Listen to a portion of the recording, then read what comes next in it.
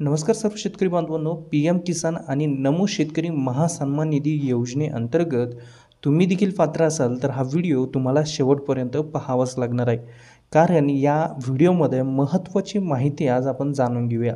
तुम्हाला P M किसान योजना असेल किंवा नमो शेतकरी योजना असेल, याचे पैसे तुम्हाला मिळाले नसतील किंवा मिळत नाही आहे, तर मिळाले असतील तर कोणत्या बँक खाते तुम्हाला गेलेले आहेत हे तुम्ही आज या व्हिडिओमधून शिकणार आहात. त्यासाठी हा व्हिडिओ शेवटपर्यंत पाहायचा आहे आणि चॅनलवर नवीन आला असाल तर चॅनलला सबस्क्राईब करून बेल आयकॉन नक्की ऑन करा. तर व्हिडिओ सुरू करूया.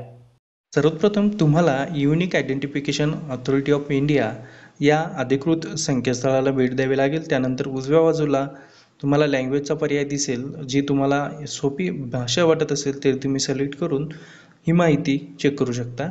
त्यानंतर तुम्हाला या ठिकाणी वेलकम टू माय आधार हा पर्याय दिसेल. तर या ठिकाणी तुम्हाला सर्वप्रथम काय अपडेट तुम्हाला यावरती कळणार आहेत हे थोडक्यात जाणून घेऊया. तर तुम्ही तुमचा यावरून आधार कार्ड डाउनलोड करू शकता. त्यानंतर व्हेरीफाय ईमेल आणि मोबाईल नंबर करू शकता. VID जनरेट करू शकता, जो काही 16 नंबर डिजिटल व्हर्च्युअल ID आहे तो यातून करू शकता. आणि सर्वात महत्त्वाचं, तुमचा जो काही आधार कार्ड आहे, जर तुम्ही यूज जास्त करत नसाल तर तुम्ही त्याचं आधार कार्ड लॉक करू शकता, म्हणजे कुठेही त्याचा दुरुपयोग होणार नाही. आणि जर तुमचं आधार कार्ड लॉक असेल तर ते तुम्ही अनलॉक देखील या ठिकाणी येऊन करू शकता. आणि सर्वात महत्त्वाचा आणि कामाचा मुद्दा म्हणजेच बँक सीडिंग स्टेटस. तुमचं आधार कार्डसोबत कोणतं बँक सीडिंग झालेलं आहे हे पाहण्यासाठी तुम्हाला या ठिकाणी क्लिक करावं लागतं. त्यानंतर ऑर्डर आधार POC कार्ड यासाठी देखील तुम्ही अप्लाय करू शकता.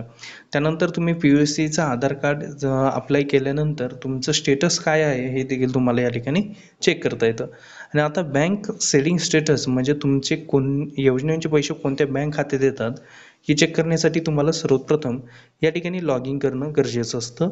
तर या ठिकाणी लॉग इन करण्याकरिता तुम्हाला आधारशी मोबाईल नंबर लिंक असणं गरजेचं असतं. त्या ठिकाणी आपण लॉग इन या पर्यायावरती क्लिक करूया. त्यानंतर तुमच्यासमोर आधार नंबर विचारला गेलेला आहे, कॅप्चा विचारला गेलेला आहे आणि त्यानंतर सेंड OTP हा पर्याय आहे. तर आपण या ठिकाणी कॅप्चा आणि आधार नंबर टाकून घेऊया.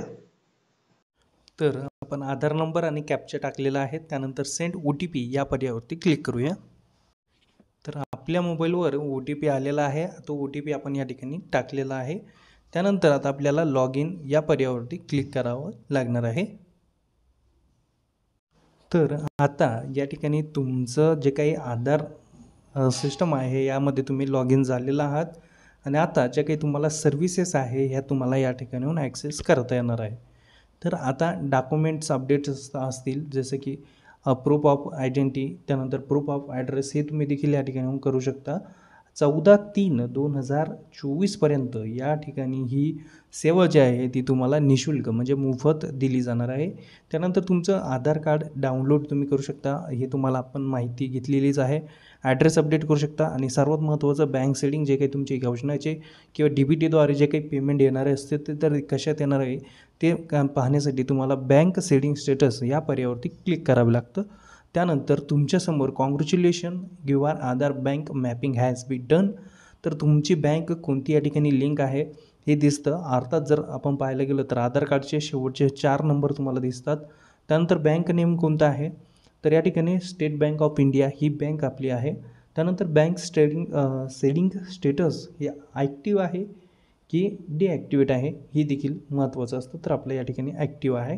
त्यानंतर लास्ट अपडेट डेट काय आहे, तर लास्ट अपडेट डेट आपण केव्हा केलेलं आहे, ही 7/1/2016 जी तारीख असणार आहे ही अशा पद्धतीने तारीख असणार आहे. तर अशा पद्धतीने तुम्ही चेक करू शकता की तुमच्या आधारसोबत जो काही बँक सीडिंग आहे तर हे अशा पद्धतीने किंवा याच बँक खात्यामध्ये तुमचे येणारे जे काही शासनाचे पैसे असतील तर याच बँक खात्यामध्ये इथून पुढे येणार आहे. तर अशा पद्धतीचं एक महत्त्वपूर्ण अपडेट होतं जे तुमचे कामात पडणार आहे. अशाच महत्त्वाच्या आणि कामाच्या अपडेट्ससाठी आपल्या चॅनलवर नवीन आला असेल तर चॅनलला सबस्क्राईब करून ठेवा. भेटूया पुढील व्हिडिओमध्ये. तोपर्यंत जय हिंद, जय महाराष्ट्र.